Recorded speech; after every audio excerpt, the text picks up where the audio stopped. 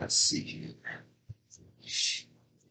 Get this sentencing report together. Sentencing report, sentencing report, sentencing report, sentencing report.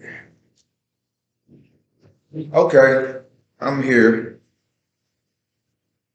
So you're through remainder of the PSR, and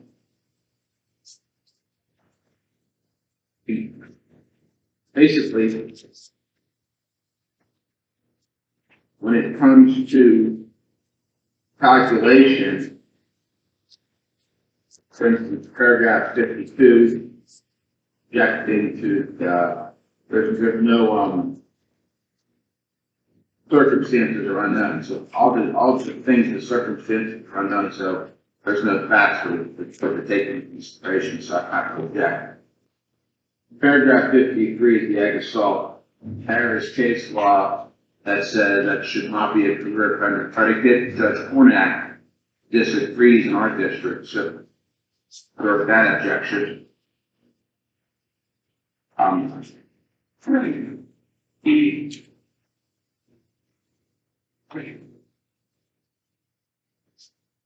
That's paragraph 53 is the 1998. yes. Okay, so you said Judge Warnock disagreed with that? Yeah, there's an opinion. Judge Hornak said that that since there's serious bodily injury, that so the theory is that in order to be a career offender, crime of violence with specific intent, ag assault in Pennsylvania has a recklessness component too. So the appellate court said, well, felony A1 because there's a reckless standard. Anything with a reckless standard does not qualify as a career offender predicate. Judge Hornak in this district wrote an opinion that says, yeah, but in Pennsylvania there's A, B, and C. So we will be objecting to that because at some point, and I assume you'll take that up because that's an appealable issue. Now, what did the Third Circuit ever rule on that? I hear you, Judge. I said, did the Third Circuit ever rule on that? Yeah, and that's in the series. So I'll send you Judge Hornak's opinion. Okay. So you have. So his opinion was contrary to the Third Circuit's ruling. It was yes and no. It's contrary to the Third Circuit because the United States Supreme Court says recklessness is not a specific intent crime, therefore it's not a crime of violence. Reckless. Our aggravated assault statute in Pennsylvania has a reckless, knowingly, intentionally reckless, right? Knowingly and intentionally are mens rea, there's a specific intent. Reckless is not. So if I fire a gun up in the air, the bullet comes down and strikes somebody in the head, but they don't die, and I'm charged with aggravated assault. I didn't intend for someone to get shot, but I was reckless by firing a gun up in the air, right? Right. That can't be used as a predicate. But what Judge Hornak did is I think he's looking at the specific facts of the actual aggravated assault. So there's a bunch of litigation with that now. So I'm going to preserve the objection and say that they can't use that, and that's the end of that. She'll disagree, but it'll be preserved for appeal. Right. The other thing I found interesting is none of your maximum terms of imprisonment were increased. Maximum term of imprisonment, if they run wild, is 35 years. Just outside the guideline. Well, it's not outside the guideline, but that's the maximum penalty. But this is my thing. How would that become a maximum penalty for a case where this is not a case of violence? This is not a case where I mean, here's the thing. The case itself is a gun and drug case. I only have 2 prior convictions and a plea bargain out. for which would consider to be 3 prior convictions, basically. Those prior convictions can't be utilized to enhance my sentence because they're so old. The only conviction that I have that's remotely new is the one right now with the federal government. You can argue that the other one is stale too, and the court shouldn't consider it. But your guidelines in general, if you're not a career offender, make it 130 to 162 months. Because you'd be a criminal history category 5, and offense gravity score 28, to 100, which makes it, what's that, 11 to 15? Yeah, something like that. Basically, it would be at a max, it would be 15 years at a max. At a max, it would be 15 years, basically. Well, your guidelines would be 130 to 162, so 100, I think that's 13 and a half years. So you have the guideline sentence, and the 924C is +5. So whatever the guideline sentence is, get 5 for the gun. The United States Supreme Court came out and said, yeah, that's right, but if you have a 924C, the court take that into consideration as a mitigating factor in your guideline sentence. So they could actually sentence below the guidelines and then add 5. Okay. You know what I'm saying? Yeah. So, those are my arguments as far as your sentencing. It's not a career offender, 1998 conviction is stale. For a career offender, this is what you'd be. You should be sentenced to 40. That's kind of where we're at, as far as this goes. What about the actual 2002 conviction? Wouldn't that be stale as well? That's over 12 years old. Well, not for the career offender. So it's not stale because I think you get a substantial amount of time for that, right? Yeah. So we can say it's stale. How long were you out before you got arrested again? About 7 months. So your argument is going to be you were incarcerated for all that time, and when you got out, you were arrested within a year, so it's really not stale. You were just in jail. Yeah, but that's still, it doesn't count whether or not I was in jail. It counts from the actual date of the conviction. The date of the conviction itself.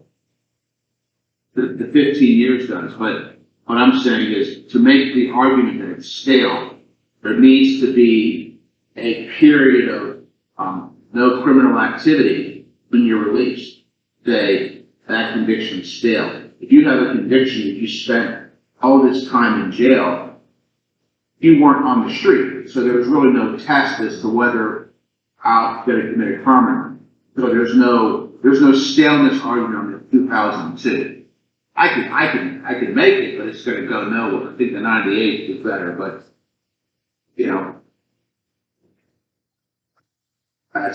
those are the arguments with that.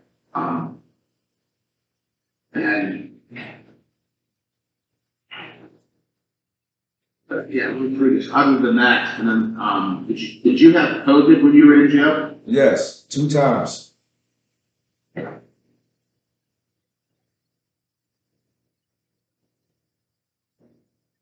Oh, dates, roundabout dates? No, I believe that both of them were between let's say,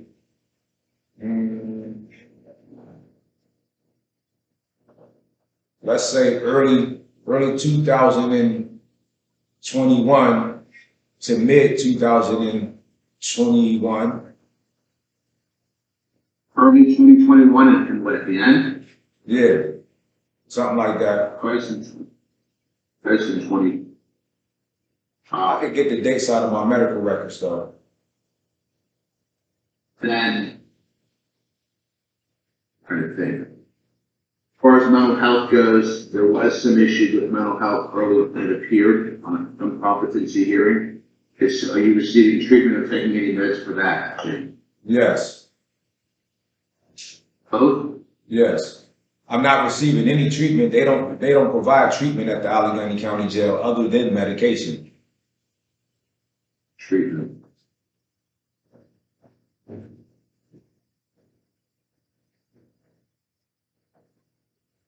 And another thing that I think is critical in the situation is they tried to make this seem like I was a drug dealer and that I didn't have a drug use problem. But upon me initially entering the jail, I explained to them that I had a cocaine and a heroin problem. That went on my record. That went in my medical records. They were supposed to provide me with a substance abuse program that never happened. Ultimately, I was charged with the rape charge, sent upstairs from that point, and spent 4 years in solitary confinement unlawfully here at the jail, which I sued for in 2020 with the Abolitionist Law Center and the Pennsylvania Institutional Law Project. I have a copy of that lawsuit as well. Then I repeatedly asked for treatment here at the jail for my substance abuse, and they refused treatment, saying that my housing unit where I was at in the hole prevented me from getting treatment. Then it was, we don't provide that type of treatment. Then it was, we'll put you on a list. But all of this reflects in my medical records, but none of this was brought up during trial, and they made it seem like I don't have a substance abuse problem and I just was running around selling some drugs.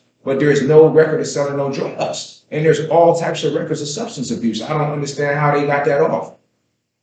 Well, I know how they got it off. It was Damian Shores that was selling me out from the very beginning. He was the patsy that was put in place to sell me out from the very beginning. That's why none of that evidence got put forth. But that's evidence that can go forth in sentencing now. The fact that I have a record of substance abuse versus being a drug dealer.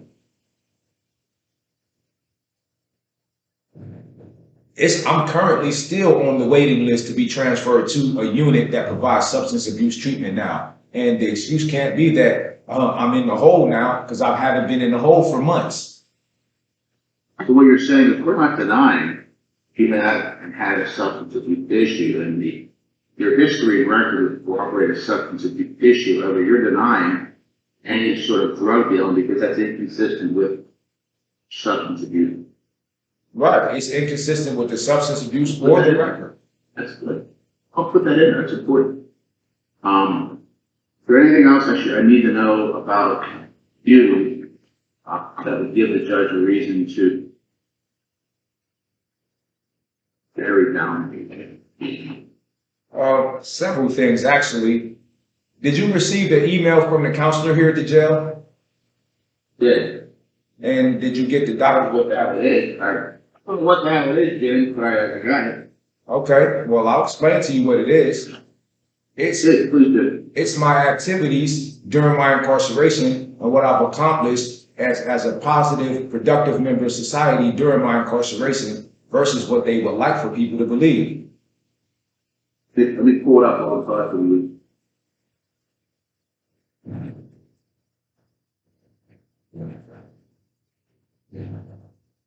Billion attachments.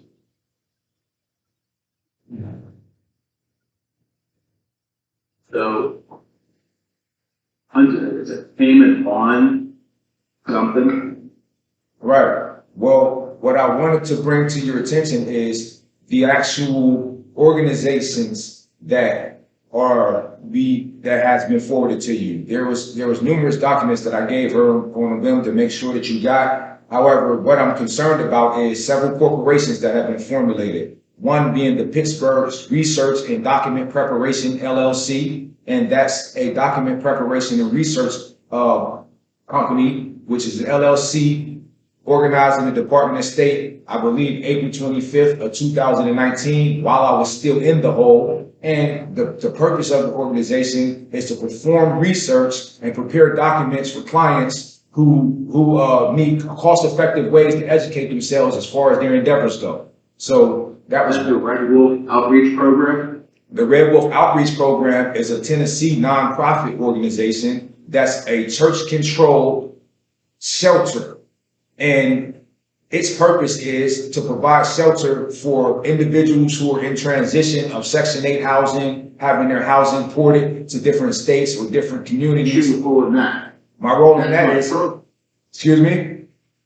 My program you completed, that's what is it? Why is that relevant to you? It's relevant to me because I am an incorporator and co-owner of that nonprofit.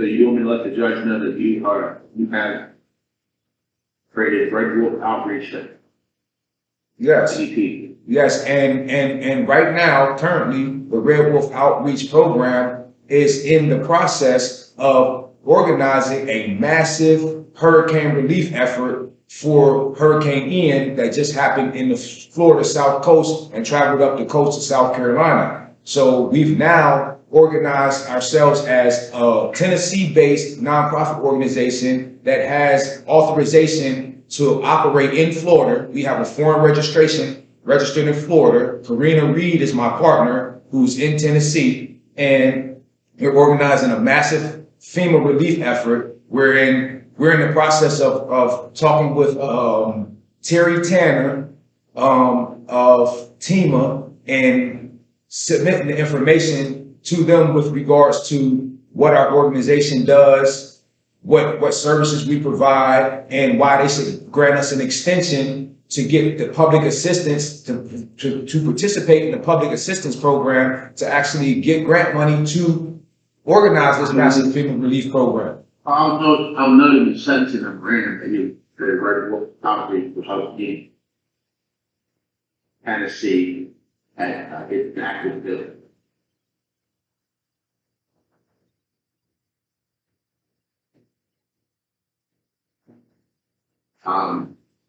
For anything else that would be helpful. Additionally, I have a third corporation called Black Market Incorporated. It's organized in the state of Pennsylvania's Department of State as well. And the purpose of this particular corporation is to provide an online market space for entrepreneurs to sell goods and services, and also to introduce to the world a cryptocurrency, which we call the Black Coin. So we have a cryptocurrency that we're developing right now, and we also have an online market space that we're developing right now, which clearly displays that I am not the person that Mr. Conway wants to present to the world that I am. However, I do have several different elements to my personality, character, and objectives in society, which is starting several corporations, for-profit and non-profit, in order to bring a benefit, a public benefit to the community. So how are you making it seem like I am a drug dealer that carries guns around to protect a drug enterprise with no evidence of that, but there's plenty of evidence of what I'm displaying for you right now? You got the paperwork. So I will get going with my response, and I will probably file the objections today with the PSR or that, and I'll have it sent to them on 30 days. Shit. Now, as far as people speaking on my behalf from the community, how do we orchestrate people to come in and speak on my behalf from the community? I'm not going into a sentencing hearing and not having any support from family and loved ones or people in the community who are pillars of the community. You tell me who you want, I'll fucking handle that. If you haven't called me, I'll do whatever you need. I need letters. You're gonna give me letters? Yeah, I can get you letters, and I can get you phone calls. I can get I you need letters ASAP, so give me letters ASAP. Okay. And do you want people to testify on your behalf at the sentencing hearing? Yes, but I need to communicate with them and see if they'll be available to do so first. But I can get that information to you by the end of this week for sure. Please do, and then give me start getting the letters. Yeah. I can always, even though my memorandum is due on Monday, I can continue to submit letters of support back. Right. So get those to the, as you get them, have them send them directly to me. Okay. Now, with regards to the other information which you said you would be challenging as far as no factual allegations being involved, but they're making, assertions that this is that, this is that, this is that. I would like to go through each allegation that they made and see exactly what it would be that you would be saying in challenging those allegations, because, like, to be honest, I went through this whole report and there may be 2 or 3 things in there that I know for sure that they can rely on, and the rest of the shit is bullshit.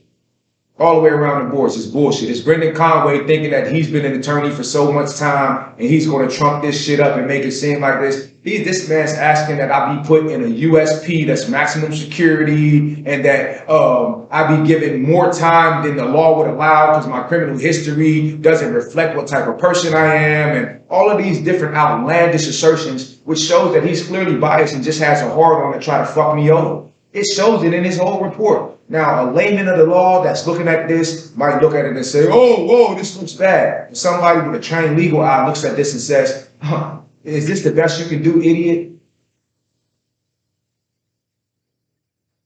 Like, I said. That last part you said, what? I said, a layman of the law might look at the report and say, you know, oh, wow, this looks crazy. This looks bad because it's something that the probation office typed up based upon what their favor to Brendan Conway or whatever. But somebody with a trained legal eye looking at this pre-sentence report, looking at how unprofessionally prepared it is, and looking at all the outlandish allegations that are supported by absolutely no factual evidence in the sentencing report, can see that this is hogwash and bullshit. I mean, the 1-year law student can see that. And to be honest with you, Mr. DeRiso, somebody of your stature, with your professional background, because I've done my homework on you as well, you have an extremely high degree of intelligence and skill set when it comes to practicing law. I don't know about the intelligence, but I'm good at what I do, James. Absolutely. Absolutely. And with that being said, at the fourth quarter with 2 minutes left and we're down by 20. So I mean, like, you know, your previous lawyer just kind of put you in a difficult situation where I'm only stuck with the sentencing now. So, all of this shit he has in his memorandum is all conjecture and not supported by the PSR. exactly. Well, that's what I'm, in my sentencing memorandum, I'm just going to say to the court that the court, the court can only consider PSR and if there's legitimate evidence outside of the PSR. Conway just makes arguments. So, it is what it is. But as far as witnesses go, please have them get in touch with me and let me know and start getting me some letters. And I'll put together a sentencing memorandum, including the nonprofits, drug issue, taking my objections on the medicine, and what the guidelines should be. Right, because like, bro, I mean, totally, I want to just speak freely and say to you something that's extremely important for me to convey to you. This whole situation is a fucking setup. They set me up from the very beginning. This was a case that started in Allegheny County, Pennsylvania. And when I tore the ass up down there, represented myself, beat the shit out of Larry Sachs in the trial, he cheated and threatened all my witnesses and tried to run them off. When he got caught up for that and the Supreme Court ruled in my favor, that's when he reached out to Brendan Conway and asked the government to pick it up. And if you notice, there's a pettit policy that typically the Department of Justice normally always follows. But they had absolutely no interest in this case before Brendan Conway was reached out to by Larry Sachs. That's when they gained an interest in the case. And I know because Brendan Conway admitted that to Samantha Stern of the Federal Public Defender's Office. He told her, oh, we had no interest in this case until we saw the outcome of what happened in Allegheny County. Then that's when he decides he wants to pick the case up as a favor for Larry Sachs. They couldn't accept the fact that an undereducated African-American individual with no legal training went in their court system, represented himself, and tore a 33-year veteran DA out the frame. I think it's awesome. I think it's fucking great. Awesome. That's what I'm saying. So that's what this situation stems from. And now it's fucked up. I can handle it. I'll fight their system to undo this as tooth and nail for the rest of my life if I have to. But, it's just sad that our criminal justice system perpetuates systemic racism and manifest miscarriages of justice to such a degree where individuals like myself won't even be allowed to take responsibility for their own criminality, even when they try to. I tried to tell them from the very beginning, listen, I'm not here to lie to anybody. I'm not here to not take responsibility. I'll take responsibility for what's mine, but I'm not taking responsibility for what's not mine. And they really wanted to force me to take responsibility for a firearm that I knew wasn't mine. Then when the person that had the firearm came forward, they did all of this shit to cover it up after holding me in jail illegally for 9 months with a paid bond. How do you get away with something like that and sweep it under the rug? I mean, these are the same individuals who are charged with the responsibility of actually upholding the law and prosecuting crimes to keep society safe. And they're some of the biggest criminals, in my opinion, from doing the shit that they've done to me. I didn't hear you, sir. I don't disagree with you. Oh, okay. I heard. Yeah, and it's like, So let me do this. Let me get rolling on what we've discussed. We start working on the memorandum and our position with regard to sentencing factors that should probably file today. okay, well, sounds good. When would I be meeting with you again? Oh, go ahead. Yes. Either. Well, the email that I had the council forward you about the businesses and all of that, I would like for you to forward those to my paralegals, Karina Reed. She's helping me with my case as well, my partner with the nonprofit. She's helping me with preparing letters of recommendation as far as my sentencing goes with the different people that we work with in Tennessee and stuff like that. So I just want her to have a copy of the email, and I just want it sent to also Justice for James. And that's my email. Have the one girl call me. I think she actually called me the other day. Karina Reed. Have her call me, identify herself, and have her give me a good contact information. Okay, and can I give you my email so I can send it to my email, and that way I'll be able to get it to the different people who I need to write the letters to get to you. I'll be able to forward it from my email on the street to them if you just send it to my email. Your email. It's Justice for James. It's the word justice, Justice, the number 4, and the word James is spelled JAYMZ at Gmail.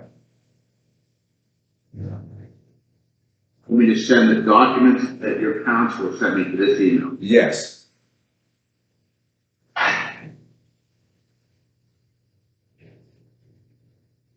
That way I'll re-forward them out. I'll have my paralegal re-forward them out to the different individuals so they can see exactly what it is that I have as far as my documents go, and they can start preparing their letters and saying what I've done in the community and how I've brought jobs to the community and different things like that. Because outside of, excuse me? That's this common spelling, the number 4, and JAYMZ at Gmail. MZ, as in Manny.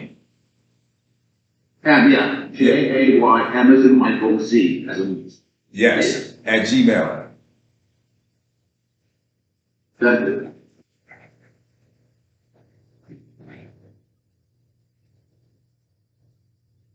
Have those people call me. I can talk to them and chip together. Okay? All right, sounds good, brother. Talk to you soon. All right.